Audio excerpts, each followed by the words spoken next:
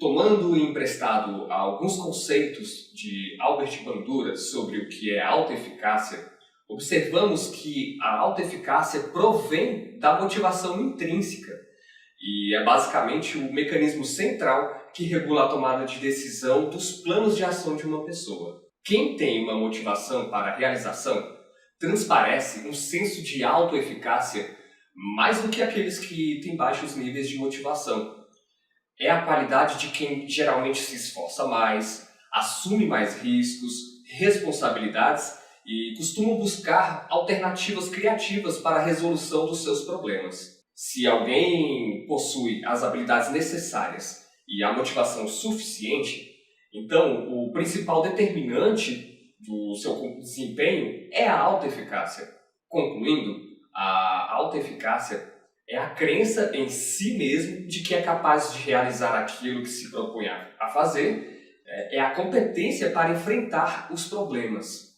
Um exemplo pode ser uma pessoa que nunca conseguiu êxito nas poucas vezes em que lançou uma bola de basquete na cesta, mas depois que recebeu algumas dicas de um colega que joga bem, conseguiu acertar a maioria dos seus lances e percebeu que, na verdade, tinha capacidade de aprender mais se ele se permitisse arriscar mais vezes. Quem tem um senso maior de autoeficácia, às vezes nem sabe realizar perfeitamente um movimento ou jogada, mas se dispõe a tentar e acredita que conseguirá realizar mesmo não sendo fácil. Nível de aspiração é definido como o nível de rendimento que uma pessoa pretende alcançar em uma determinada tarefa, partindo, lógico, do conhecimento prévio que ela tem das ações que ela precisa tomar.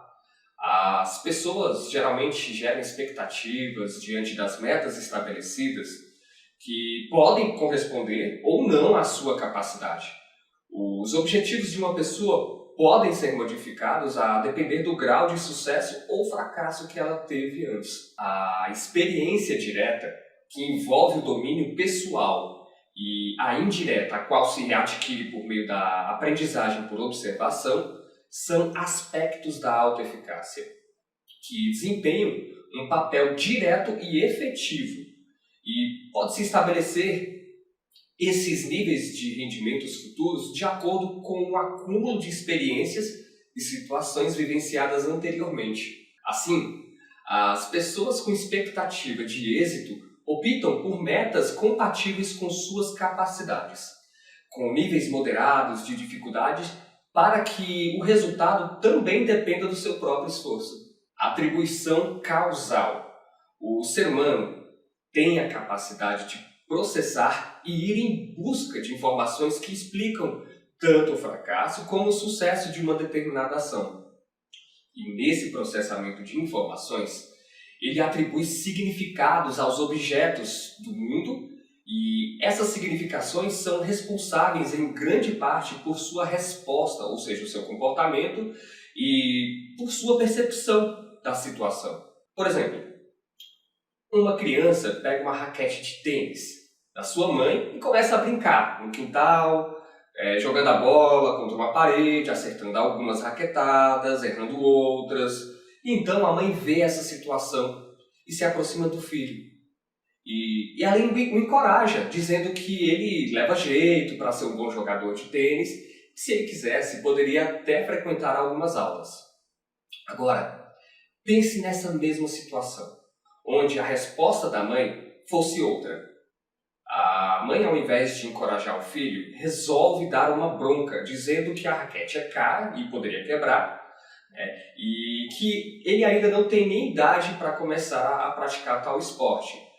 E se ele quisesse jogar, deveria esperar a idade adequada. Na primeira situação, veja bem, a criança pode atribuir o elogio e o incentivo da mãe para continuar jogando, aumentando a sua percepção de competência ao praticar cada vez mais e dando significado positivo à sua ação.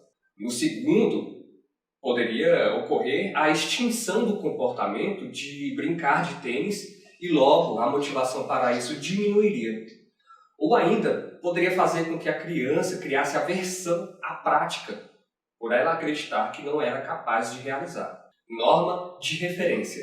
A norma de referência se refere basicamente à avaliação dos resultados de rendimento. Pode ser individual, quando se compara rendimento de um indivíduo com o outro que ele mesmo realizou anteriormente, ou social, quando a comparação do rendimento acontece dentro de um determinado grupo de referência. Pode haver uma melhora na motivação ao utilizar a norma de referência individual, pois assim lhe permite vivenciar os êxitos e fracassos, independente do que é padronizado coletivamente em seu grupo de convívio e atividade física, desenvolvendo a motivação para a realização. Ao reunir os conceitos até agora trabalhados aqui nesta aula, você pode desenvolver de maneira consciente a sua motivação para a realização, começando pela autoeficácia, refletindo acerca das suas habilidades e acreditando que é capaz de realizar determinada ação ou tarefa. Depois, você pode analisar o seu nível de aspiração, esclarecendo a si mesmo onde pretende chegar com a prática escolhida e determinar o seu caminho por meio das metas estabelecidas, que poderão sofrer reajustes, uma vez que tudo é dinâmico no mundo e está em constante transformação. Ao dar significados às suas derrotas e vitórias, cuidado para não atribuir a causalidade da circunstância apenas na conta da motivação. Leve em consideração tudo que pode estar envolvido e foque nas suas competências.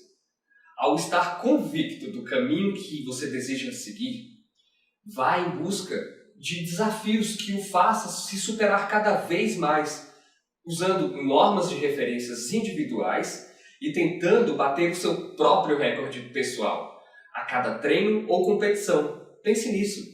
Acredite em você mesmo e dê asas ao seu potencial.